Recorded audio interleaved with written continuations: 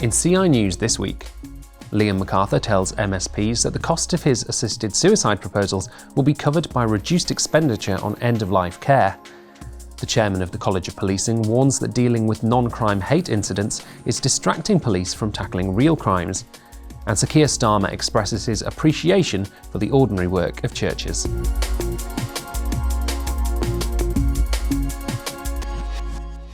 Hello and welcome to CI News on the 20th of December. I'm Angus Saul.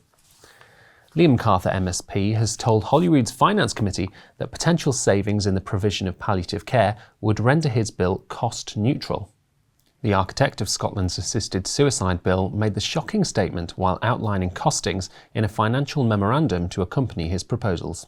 The memorandum also acknowledges that the legislation is likely to result in savings as well as costs, and that, broadly speaking, is anticipated to be cost neutral. This is because there's a cost associated with the processes involved in a person being assessed and potentially provided with assistance to end their own life, such as clinical and associated administration costs, and a commensurate cost saving due to a person no longer receiving care for however long they may have lived.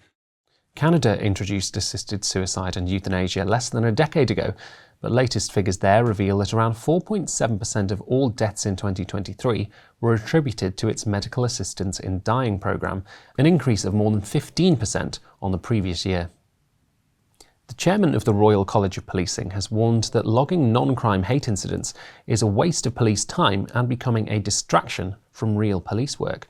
Lord Herbert of South Downs told the Times Crime and Justice Commission that there should be a wholesale review of non-crime hate incidents to consider whether they should be scrapped. According to Freedom of Information responses, British police forces recorded 13,200 non-crime hate incidents in the year to June 2024, amounting to around 60,000 hours of police work.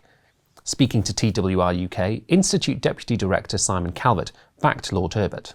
The fact that you've now got more and more police figures coming out and saying, we need to just review this whole thing. My own view is that it is, as the head of the College of Policing has said, a serious distraction from policing. Because if you do look at these reports and you allocate policing resources on the basis of them, you're allocating it on the basis of untested, unverified information. And you could be sending police to somewhere where there is no problem, pulling them away from somewhere where there is a real problem. And that, I think, is what really concerns people about this.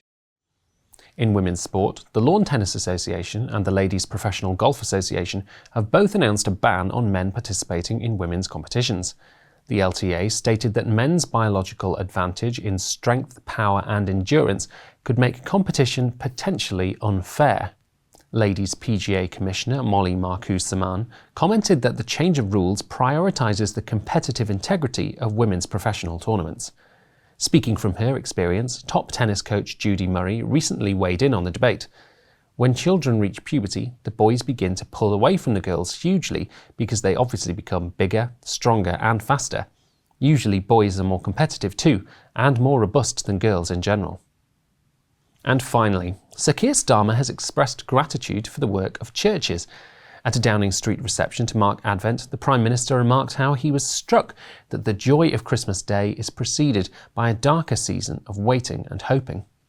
It reminds me that the Church is not only there in moments of celebration, but for many in times of darkness and difficulty as well. Acknowledging how powerful Christian faith can be and its potential to be an agent of transformation, he thanked Christians for all that you have done, all that you are doing in this season, and all that you will do in the years to come. To explore these stories and much more, visit our website christian.org.uk and be sure to follow us across our social media channels. Join us on the 27th as we take a look back at 2024. But for now, on behalf of everyone at the CI, I'd like to wish you a happy Christmas.